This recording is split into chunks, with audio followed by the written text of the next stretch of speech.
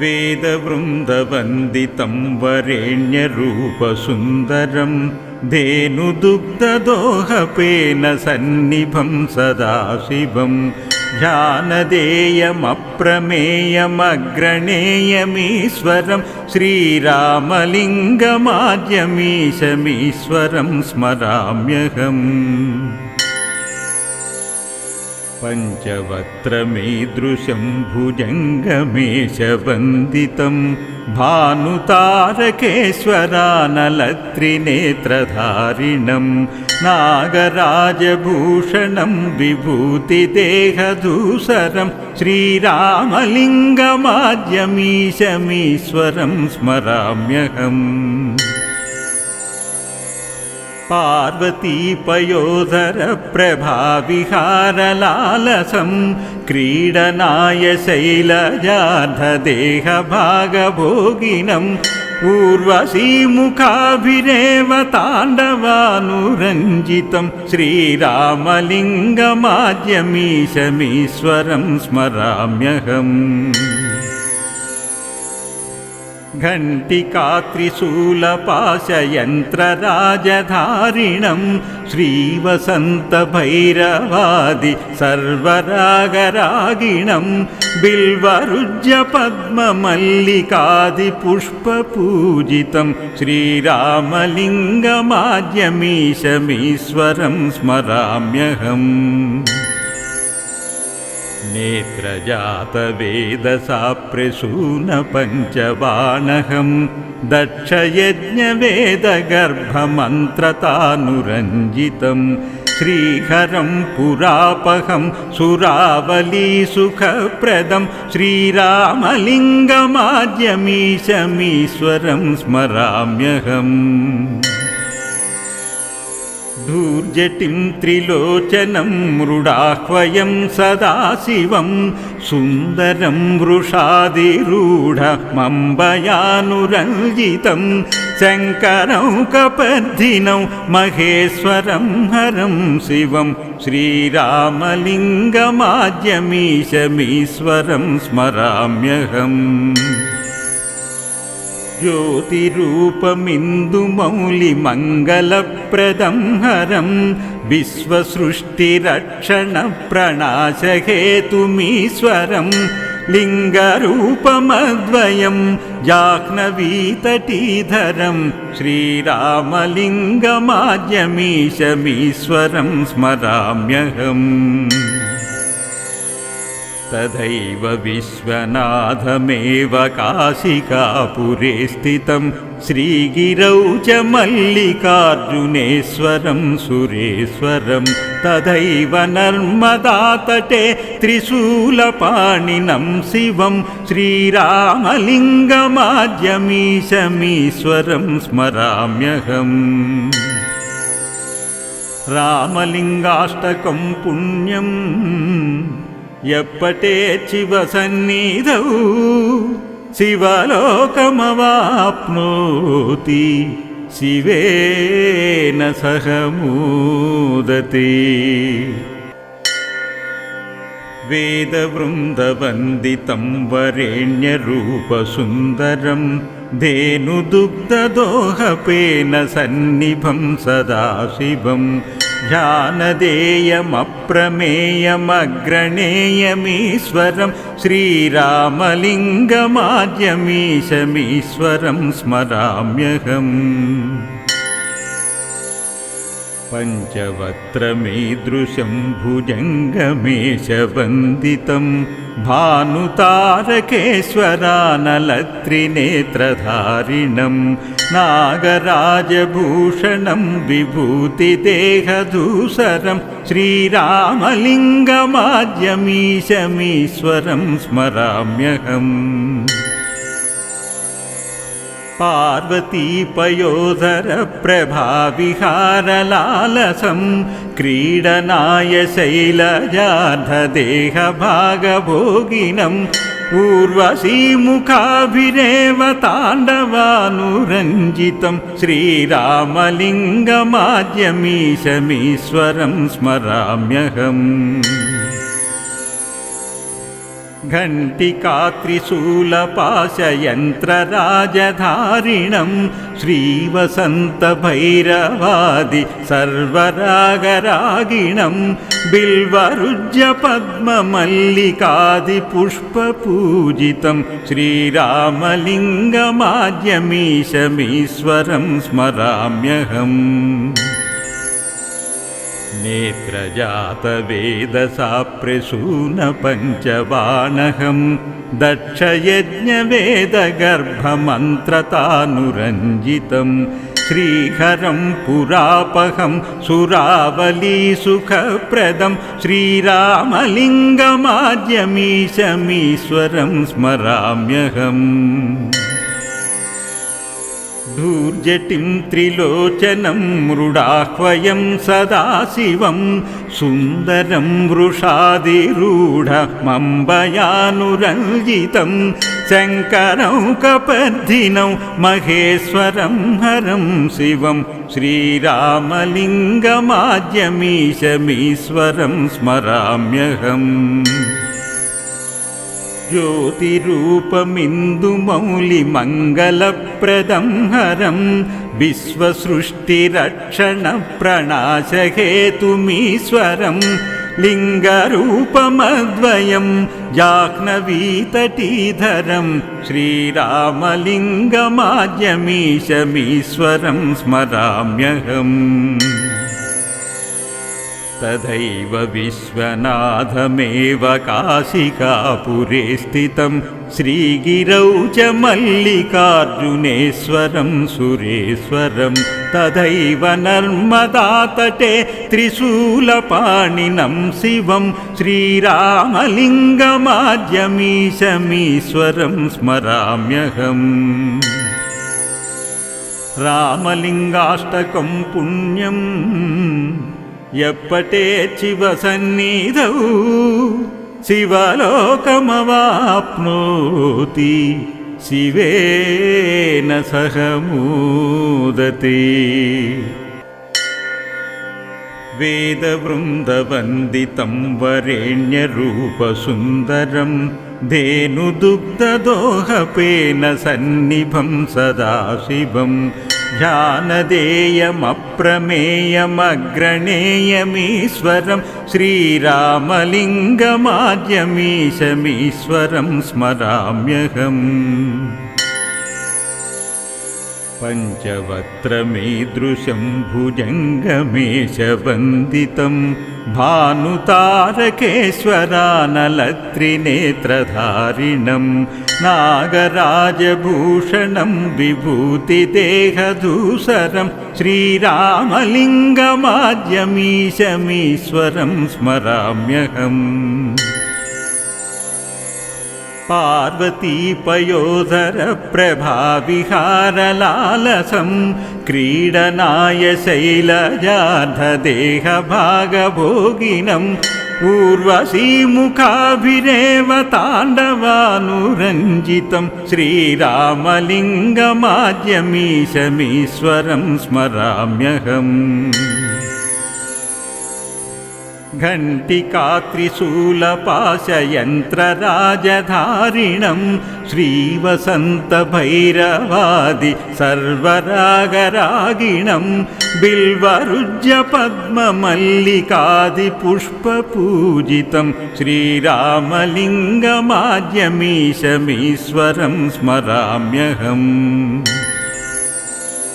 नेत्रजातवेदसाप्रसूनपञ्चबाणहं दक्षयज्ञवेदगर्भमन्त्रतानुरञ्जितं श्रीहरं पुरापहं सुरावलीसुखप्रदं श्रीरामलिङ्गमाद्यमीशमीश्वरं स्मराम्यहम्।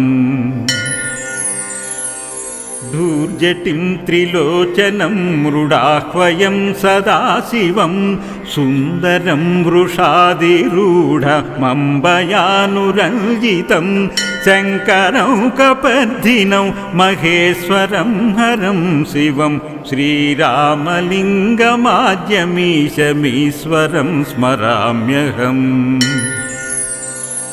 ज्योतिरूपमिन्दुमौलिमङ्गलप्रदं हरं विश्वसृष्टिरक्षणप्रणाशहेतुमीश्वरं लिङ्गरूपमद्वयं जाह्नवीतटीधरं श्रीरामलिङ्गमाद्यमीशमीश्वरं स्मराम्यहम्। तथैव विश्वनाथमेव काशिकापुरे स्थितं श्रीगिरौ च मल्लिकार्जुनेश्वरं सुरेश्वरं तथैव नर्मदातटे त्रिशूलपाणिनं शिवं श्रीरामलिङ्गमाद्यमीशमीश्वरं स्मराम्यहम्। रामलिङ्गाष्टकं पुण्यं यपठेच्छिवसन्निधौ शिवलोकमवाप्नोति शिवेन सह मोदते।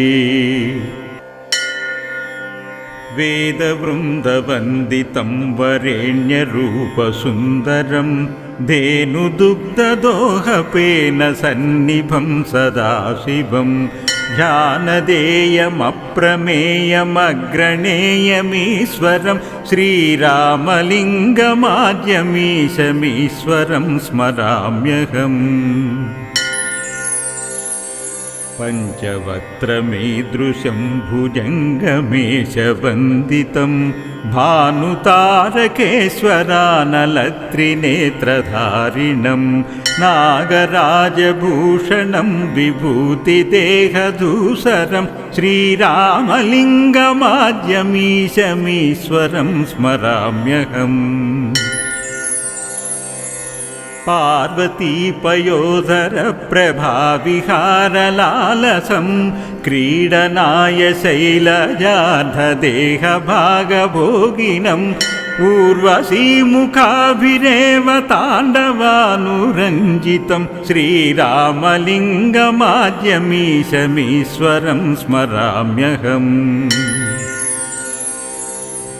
घण्टिकात्रिशूलपाशयन्त्रराजधारिणं श्रीवसन्तभैरवादि सर्वरागरागिणं बिल्वरुज्यपद्ममल्लिकादिपुष्पपूजितं श्रीरामलिङ्गमाद्यमीशमीश्वरं स्मराम्यहम्।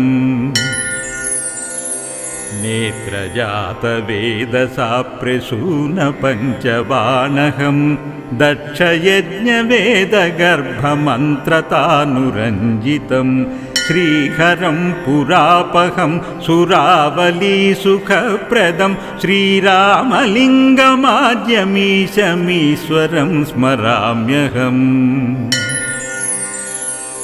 धूर्जटिं त्रिलोचनं मृडाह्वयं सदाशिवं सुन्दरं वृषादिरूढमम्बयानुरञ्जितं शङ्करौकपर्दिनौ महेश्वरं हरं शिवं श्रीरामलिङ्गमाद्यमीशमीश्वरं स्मराम्यहम्। ज्योतिरूपमिन्दुमौलिमङ्गलप्रदं हरं विश्वसृष्टिरक्षणप्रणाशहेतुमीश्वरं लिङ्गरूपमद्वयं जाह्नवीतटीधरं श्रीरामलिङ्गमाद्यमीशमीश्वरं स्मराम्यहम्। तथैव विश्वनाथमेव काशिकापुरे स्थितं श्रीगिरौ च मल्लिकार्जुनेश्वरं सुरेश्वरं तथैव नर्मदातटे त्रिशूलपाणिनं शिवं श्रीरामलिङ्गमाद्यमीशमीश्वरं स्मराम्यहम्। रामलिङ्गाष्टकं पुण्यं यपठेच्छिवसन्निधौ शिवलोकमवाप्नोति शिवेन सह मोदते। वेदवृन्दवन्दितं वरेण्यरूपसुन्दरं धेनुदुग्धदोहपेन सन्निभं सदाशिवं ध्यानदेयमप्रमेयमग्रणेयमीश्वरं श्रीरामलिङ्गमाद्यमीशमीश्वरं स्मराम्यहम्। पञ्चवक्त्रमीदृशं भुजङ्गमेशवन्दितं भानुतारकेश्वरानलत्रिनेत्रधारिणं नागराजभूषणं विभूतिदेहधूसरं श्रीरामलिङ्गमाद्यमीशमीश्वरं स्मराम्यहम्। पार्वतीपयोधरप्रभाविहारलालसं क्रीडनाय शैलजार्धदेहभागभोगिनं ऊर्वशीमुखाभिरेव ताण्डवानुरञ्जितं श्रीरामलिङ्गमाद्यमीशमीश्वरं स्मराम्यहम्। घण्टिकात्रिशूलपाशयन्त्रराजधारिणं श्रीवसन्तभैरवादि सर्वरागरागिणं बिल्वरुज्यपद्ममल्लिकादिपुष्पपूजितं श्रीरामलिङ्गमाद्यमीशमीश्वरं स्मराम्यहम्। नेत्रजातवेदसाप्रसूनपञ्चबाणहं दक्षयज्ञवेदगर्भमन्त्रतानुरञ्जितं श्रीहरं पुरापहं सुरावलीसुखप्रदं श्रीरामलिङ्गमाद्यमीशमीश्वरं स्मराम्यहम्। धूर्जटिं त्रिलोचनं मृडाह्वयं सदाशिवं सुन्दरं वृषादिरूढमम्बयानुरञ्जितं शङ्करं कपर्धिनौ महेश्वरं हरं शिवं श्रीरामलिङ्गमाद्यमीशमीश्वरं स्मराम्यहम्। ज्योतिरूपमिन्दुमौलिमङ्गलप्रदं हरं विश्वसृष्टिरक्षणप्रणाशहेतुमीश्वरं लिङ्गरूपमद्वयं जाह्नवीतटीधरं श्रीरामलिङ्गमाद्यमीशमीश्वरं स्मराम्यहम्। तथैव विश्वनाथमेव काशिकापुरे स्थितं श्रीगिरौ च मल्लिकार्जुनेश्वरं सुरेश्वरं तथैव नर्मदातटे त्रिशूलपाणिनं शिवं श्रीरामलिङ्गमाद्यमीशमीश्वरं स्मराम्यहम्। रामलिङ्गाष्टकं पुण्यं यपठेच्छिवसन्निधौ शिवलोकमवाप्नोति शिवेन सह मोदते। वेदवृन्दवन्दितं वरेण्यरूपसुन्दरं धेनुदुग्धदोहपेन सन्निभं सदाशिवं ध्यानदेयमप्रमेयमग्रणेयमीश्वरं श्रीरामलिङ्गमाद्यमीशमीश्वरं स्मराम्यहम्। पञ्चवक्त्रमीदृशं भुजङ्गमेशवन्दितं भानुतारकेश्वरानलत्रिनेत्रधारिणं नागराजभूषणं विभूतिदेहधूसरं श्रीरामलिङ्गमाद्यमीशमीश्वरं स्मराम्यहम्। पार्वतीपयोधरप्रभाविहारलालसं क्रीडनाय शैलजार्धदेहभागभोगिनं ऊर्वशीमुखाभिरेव ताण्डवानुरञ्जितं श्रीरामलिङ्गमाद्यमीशमीश्वरं स्मराम्यहम्। घण्टिकात्रिशूलपाशयन्त्रराजधारिणं श्रीवसन्तभैरवादि सर्वरागरागिणं बिल्वरुज्यपद्ममल्लिकादिपुष्पपूजितं श्रीरामलिङ्गमाद्यमीशमीश्वरं स्मराम्यहम्। नेत्रजातवेदसाप्रसूनपञ्चबाणहं दक्षयज्ञवेदगर्भमन्त्रतानुरञ्जितं श्रीहरं पुरापहं सुरावलीसुखप्रदं श्रीरामलिङ्गमाद्यमीशमीश्वरं स्मराम्यहम्। धूर्जटिं त्रिलोचनं मृडाह्वयं सदाशिवं सुन्दरं वृषादिरूढमम्बयानुरञ्जितं शङ्करं कपर्धिनौ महेश्वरं हरं शिवं श्रीरामलिङ्गमाद्यमीशमीश्वरं स्मराम्यहम्।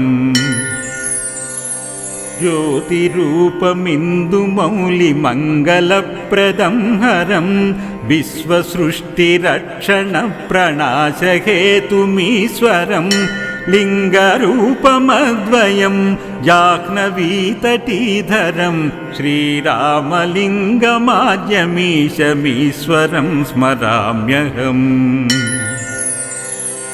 तथैव विश्वनाथमेव काशिकापुरे स्थितं श्रीगिरौ च मल्लिकार्जुनेश्वरं सुरेश्वरं तथैव नर्मदातटे त्रिशूलपाणिनं शिवं श्रीरामलिङ्गमाद्यमीशमीश्वरं स्मराम्यहम्।